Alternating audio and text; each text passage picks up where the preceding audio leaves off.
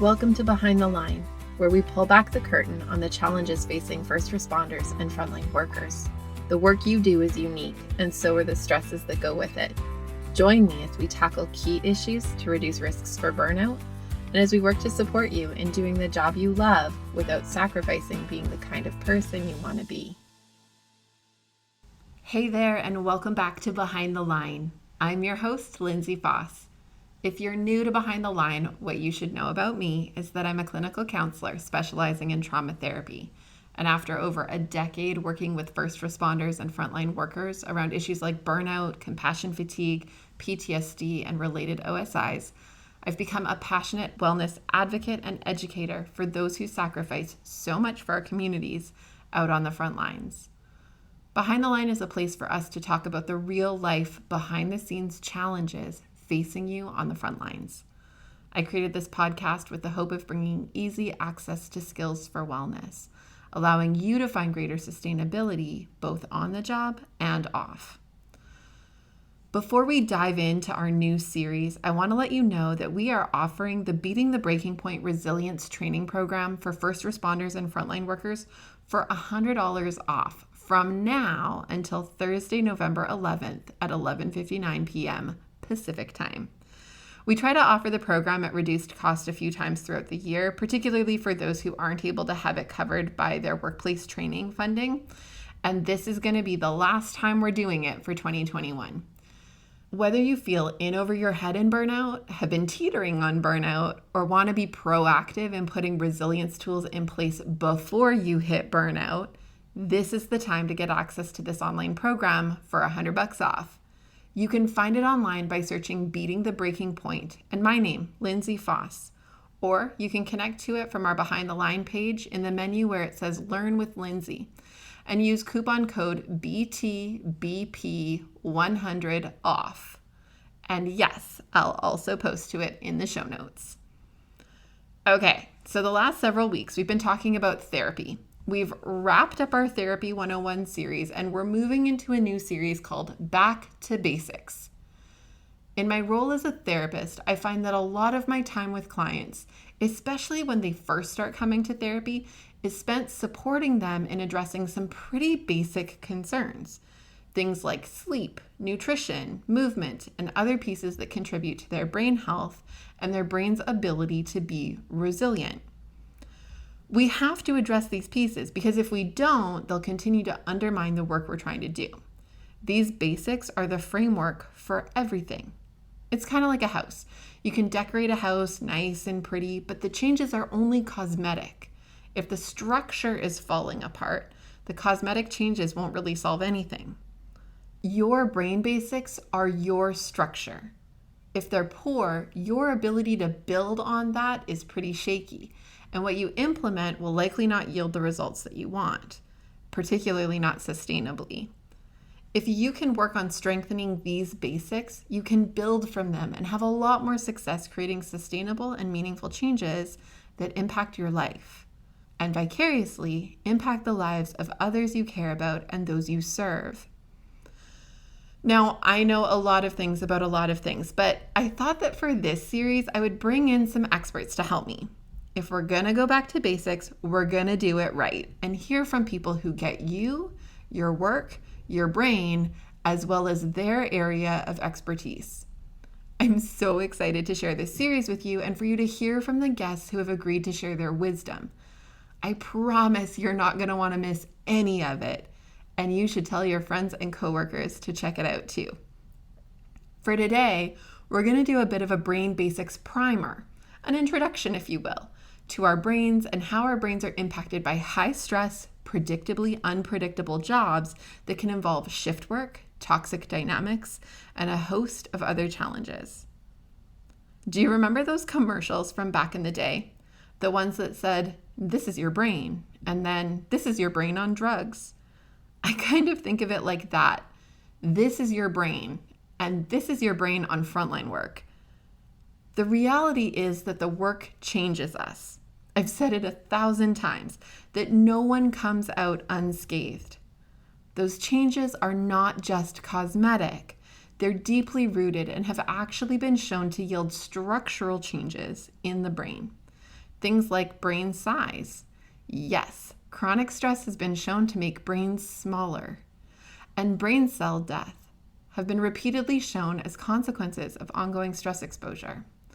Not only that, persistent stress and the predictable unpredictability of life on the front lines can cause a host of changes and problems, including compromised memory storage and retrieval, verbal language deficits, increased likelihood of mental illness, and various health concerns, including diabetes, blood pressure issues, and dementia, just to name a few. If you remember back to some of our conversations with retired RCMP Staff Sergeant Jen Pound, she shared how her symptoms of PTSD were largely physical and that she didn't know it could manifest this way or how to know what to name it. It's really important that we promote information about this, that you know what to look for and what to name it, so you can watch for it and intervene meaningfully and in a timely manner. Now, I have talked a lot about stress, and I want to say something here. When I have these conversations in my office, I often hear feedback like, "But Lindsay, I'm not stressed. I've been doing my job for so long that I'm used to the chaos, and I even enjoy it sometimes, and my life is otherwise pretty okay. I don't have anything to complain about." To this, I will say there is a difference between feeling stressed and being stressed. What I mean by this is that we all have an idea of what it feels like to feel stressed. When we feel like we're worn down or antsy or have racing thoughts or whatever the symptoms are for you.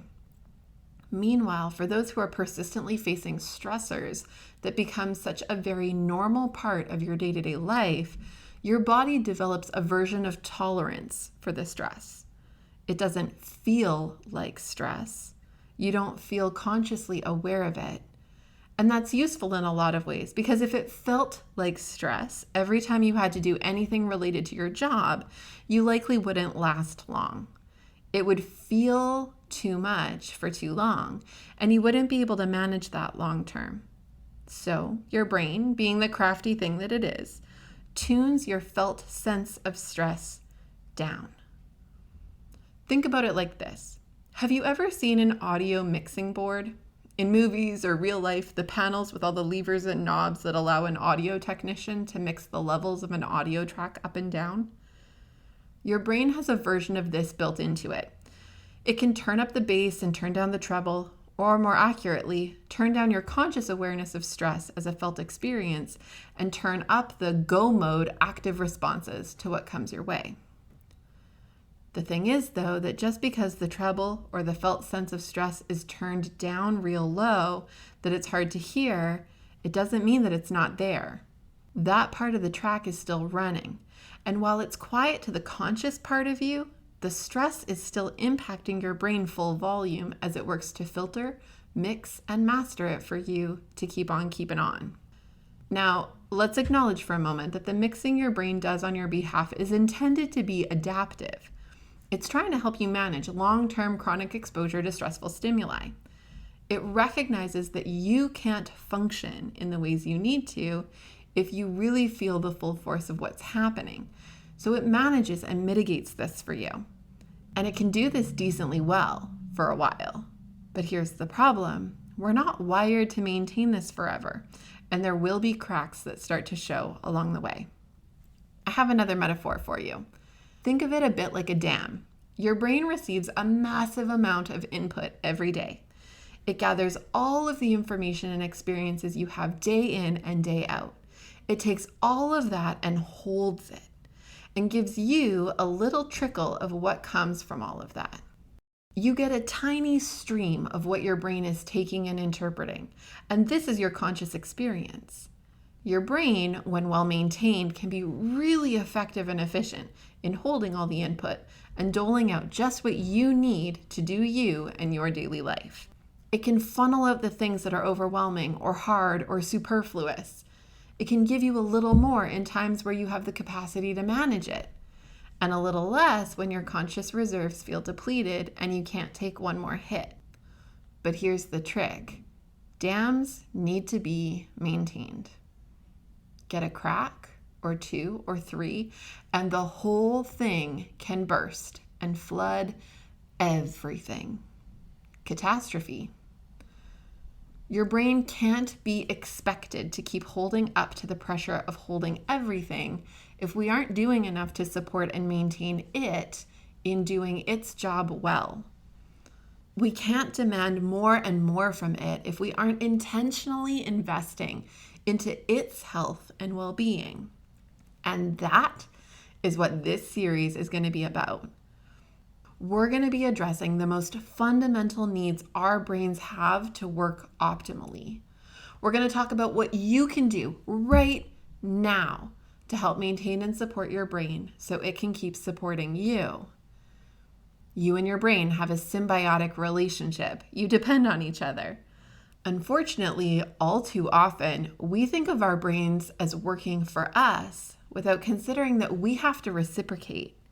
We take our brains for granted and expect them to work on overdrive to do what we want, when we want, for as long as we want. And the truth is, they just can't. It makes me think of so many movies where the crew of a ship pushes the engines to the max, expecting so much from them. And then they blow, and everyone has to find a way to make it out of the disaster in the nick of time. The problem is, when it comes to your brain, you are stuck with the remnants of the disaster. When we've asked too much of our brain for too long without giving it what it needs to sustain, we are left in the brokenness. We are the casualty of our own neglect. So, how do we support our brains? How do we invest in its sustainability so it can continue sustaining ours? The answer is that there are a lot of things we can be doing. Many of them we've covered on the show since we kicked off the podcast last year. But in the coming weeks, we're going to address the most significant things your brain needs and practical ways you can immediately offer invaluable maintenance to your brain right away. I want to give you a roadmap of where we're headed, and I want you to commit to showing up for the next several weeks. And most importantly, commit to taking at least one actionable thing away from each of the coming episodes to start applying to your life to benefit your brain and vicariously your life. In the coming weeks, we will be talking about sleep. Yep, that's right. I know that there are all kinds of challenges when it comes to sleep for those working on the front lines. This is probably one of the topics I hear about first when someone comes into my office. The challenge of sleep when working rotating shift sets, the difficulty of managing nightmares or panic waking, the crazy-making experience of insomnia, the reality of revenge bedtime procrastination. If you haven't heard of this before, go look it up. I bet you do this sometimes. We're going to tackle these and find some tools to help your brain get the rest it needs. We're going to talk about nutrition and supplementation. I know you've heard it all before, and you know what you should be doing to eat well and fuel your body and brain. But we get tripped up by lack of time, lack of interest, and the desire to self-soothe using food. So we're going to talk about all of these obstacles and ways to overcome. The best bang for your buck things you can do to add value to your nutritional routine, to boost your brain's resources, and practical ways to sidestep past the barriers to find your groove with food and your nutritional health. We're going to talk about fitness. Again, I know you likely think you know all the things you should know about this. Movement, good. Sitting, bad. But we're going to talk about how fitness impacts your brain and how this trickles out into all the things. Not only that, we're going to talk about the concept of functional fitness and strategies to target the needs you have based on the job you do. Because not all fitness translates into serving us well in high stress, sometimes highly physically demanding work, and we want to equip you with the fundamentals that will help with reduction in strain on your body and injury prevention. We're going to talk about screens. You've likely heard all about limiting exposure to screens, managing your scroll time, and scheduling a blue light filter at night. But we're going to dig into the real impacts of screens on brains and practical tools to maximize the value screens offer while limiting the negative impacts. And we're going to talk about mindfulness and growing our mind-body connection. We'll talk about the research backing up these important practices and totally practical and tangible tools to work at regulating your mind and body. I've reached out to some really amazing professionals, many of whom either have been, are presently, or have worked closely alongside first responders and frontline workers. The incredible guests who are joining me for this series are experts in their own fields and have agreed to jump on and join me for these incredibly meaningful conversations. They're offering from their own decades of wisdom and are showing up from a genuine place of wanting to make a difference in the lives of those who sacrifice so much for our communities. You. I am beyond grateful for the support of these amazing professionals and for their willingness to carve out time from their busy schedules to talk with me and to share all of this with all of you. I truly think this series is one of my favorites yet, and I hope you agree. So, as we gear up for this series, I want to double down on my request and really ask you to commit to this series with me. I want you to schedule time over the coming weeks to stop and listen to the weekly episodes. They drop on Tuesday and are available on our website, on most major podcast platforms, as well as on YouTube. Each week, I want you to commit to finding at least one action item that you work to incorporate into your week. And I want you to allow you to be worth the effort. And last but not least, I want you to spread the word. Making these fundamentals a priority in your own life is amazing. But sharing this and spreading it far and wide is how we can contribute to changing cultures, shaping workplaces, and literally saving lives. Tell your frontline friends, your coworkers, your unions, share it on your social media or your work WhatsApp group. Help others access these tools because it can really make a difference, and we need to be the change we wish to see in the world. Don't forget, from now until Thursday, November 11th, we're offering the Beating the Breaking Point Resilience Training Program for first responders and frontline workers for $100 off. This is the last chance to register for the program at reduced cost for 2021, and I hope you choose to invest in you and your sustainability by joining. I carefully crafted this program and tailored it to the needs I heard arise most frequently from my clients, the things they wished they had known sooner, the things that might have helped prevent them from landing in my office. That and more is what you'll find inside of Beating the Breaking Point.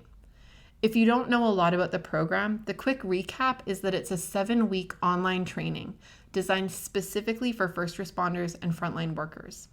It develops tools for resilience while acknowledging the ways in which your job isn't like other jobs. The program includes a thorough and comprehensive workbook designed to help you personalize the information and put together a rock-solid plan for sustainability. And if you're not sure if it's right for you, it's okay, because we back it with a 30-day money-back guarantee. You can learn more about the program and all the details at my.thrive-life.ca/BTBP-course. I'll link to it in the info page in the show notes, and you can find it on my social media pages as well, or by Googling Beating the Breaking Point. As always, please reach out and connect if you have any questions or feedback. You know I love hearing from you and that I love shaping this podcast to echo your needs and interests. You can find me on Facebook and Instagram at Lindsay A. Foss, or you can email me at support@thrive-life.ca. Looking forward to diving into this new series with you. Until next time, stay safe.